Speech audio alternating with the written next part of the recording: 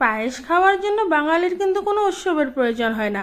আমরা যখনই মনে হয় চটজলদি কিন্তু পায়েস বানিয়ে খেয়ে থাকি। তো আজকে আমিও ঠিক সেরকমভাবেই ঘরে রাখা দুধ দিয়ে বানিয়ে ফেললাম চটজলদি এই পায়েসটি। আর কিন্তু আজকে আমি কোনো চাউলের পায়েস বানাইনি, আজকে বানিয়েছি রাখি বন্ধন স্পেশাল ছানার পায়েস। আর এই ছানার পায়েসটি আমি কীভাবে বানিয়েছি সেটাই আজকে আপনাদের সাথে শেয়ার করব। তো ভিডিওটি দেখার আগে আমার এই ভিডিওটি যদি আপনাদের ভালো লাগে অবশ্যই লাইক কমেন্ট শেয়ার করার সাথে সাথে আমার চ্যানেলটিকে সাবস্ক্রাইব করার অনুরোধ রইল। চলুন তাহলে দেখা যাক। ছানার পায়েস বানানোর জন্য আমি একটি প্যানের মধ্যে এখানে দুধ নিয়ে নিয়েছি।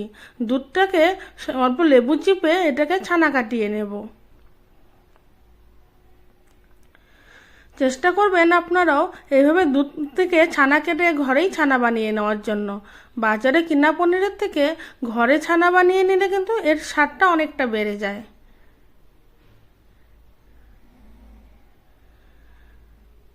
লেবুর রসটা দিয়ে একটু নেড়ে চেড়ে নিলেই কিন্তু খুব ভালোভাবে ছানাটা হয়ে যাবে। দেখুন আমাদের দুধ থেকে কিন্তু খুব ভালোভাবে ছানা কেটে এসছে। আর এই ছানার পায়েস বানানোর জন্য আমি আরেকটা পাত্রের মধ্যে দুধ গরমের জন্য বসিয়ে দিয়েছি। দুধটাকে এখন ভালো করে আমি জাল করে নেব। দুধটাকে ভালোভাবে জাল করে ঘন করে নেব। আর এখানে আমি ছানাটাকে ভালো করে জল দিয়ে ধুয়ে নিয়েছিলাম যাতে ছানার মধ্যে একটুকু টক ভাবটা না থাকে। আর ভালো করে জল ঝরে রেখে এখন ছানাটাকে হাত দিয়ে ভালো করে মেখে নেব। হাত দিয়ে এরকম মেখে নিলে ছানাটা একটু ভালোভাবে স্মুথ হয়ে যাবে, তবে পায়েসটা খেতে অনেকটা ভালো লাগবে।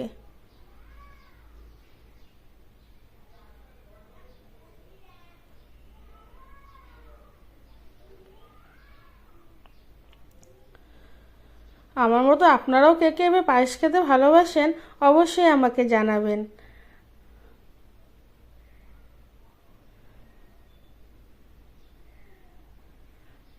আমার ছেলেরা তো পায়েস খেতে খুবই ভালোবাসে।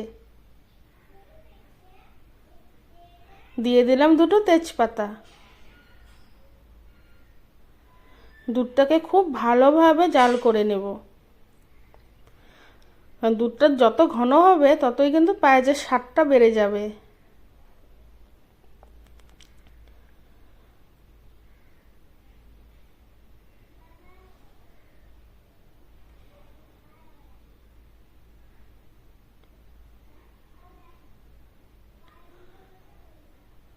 দুধটাকে আপনারা যতটুকু পারবেন ভালোভাবে ঘন করে নেবেন।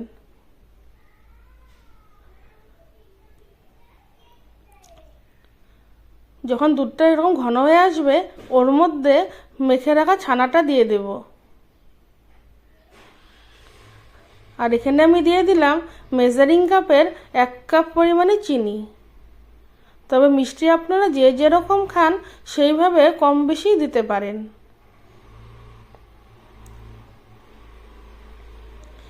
চিনিটাকে দিয়ে ভালোভাবে নেড়ে চেড়ে মিশিয়ে নেব।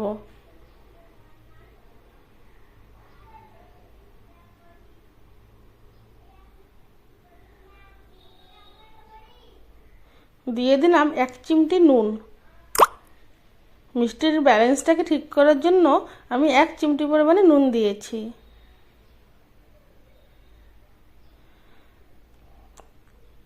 দেখুন ছানার পায়েসটা কিন্তু হয়ে এসছে। দুধে আর ছানাতে যখন এইভাবে মিশে যাবে তখনই মনে করবেন আপনার ছানার পায়েসটা কিন্তু হয়ে এসছে। আর এই পায়েসের দুধটা যতটাই ক্ষীরক্ষীর হবে ততই কিন্তু খেতে ভালো লাগবে। আর এখন দিয়ে দিলাম বেশ খানিকটা পরিমাণে কাজু আর কিশমিশ। আর দিয়েছি 2টো এলাচ। কাজু কিশমিশ দিয়ে যতক্ষণ না কিশমিশটা ফুলে আসবে ততক্ষণ অবধি ভালোভাবে এটাকে ফুটিয়ে নেব।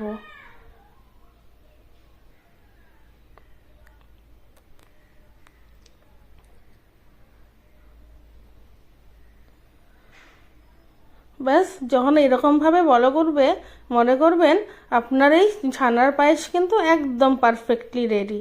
এখন অল্প সময় ঢাকা দিয়ে রেখে দিলাম। যে কোনো উৎসবে বাড়িতে চটজলদি দিয়ে ছানার পায়েসটি বানিয়ে ফেলুন, খেতে কিন্তু অসাধারণ লাগে। আমার এই রেসিপিটি ভালো লাগলে অবশ্যই আপনাদেরকে একবার বাড়িতে বানিয়ে দেখার জন্য অনুরোধ রইল। আর ভিডিওটি দেখার জন্য আপনাদেরকে অসংখ্য ধন্যবাদ। আর আমার এই ভিডিওটি ভালো লাগলে অবশ্যই আমার চ্যানেলটিকে সাবস্ক্রাইব করে আমার পাশে থাকবেন।